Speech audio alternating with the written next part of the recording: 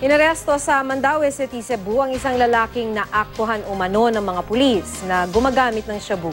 Sa Cebu City naman, nakumpiska sa isang bahay ang halos 4 na milyong pisong halaga ng shabu.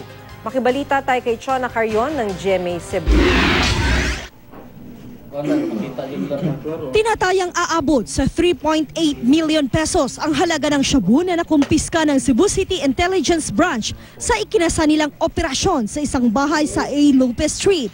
Napag-alaman ng pulisya na sa lugar umano nagsasagawa ng transaksyon ng iligal na droga ang umano'y tulak na si Clarissa Ricablanca. Sa record ng pulisya, level 2 drug pusher umano si Ricablanca. Pero nakatakas siya ng gawin ang operasyon. Inaresto naman ang kanyang tiyuhing si Rodolfo Tabasa na kasabwat din daw sa iligal na gawain. Igor din ako.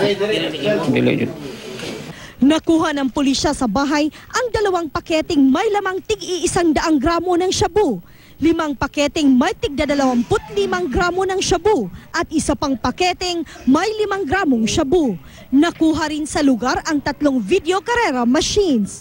Dako gini, kami surprise po niya ni. Nahuli naman sa akto ng pulisya na gumagamit daw ng shabu sa kanyang bahay sa barangay Subang Dako, Mandaue City, si Victor Labiste. Nahuli si Labiste sa isang operasyon. Ayon sa pulisya, kabilang ang suspect sa mga wanted na drug personality sa lungsod. Inamin naman ni Labiste na tulak siya ng shabu. Chona Carrion, Nagbabalita, Pilipinas.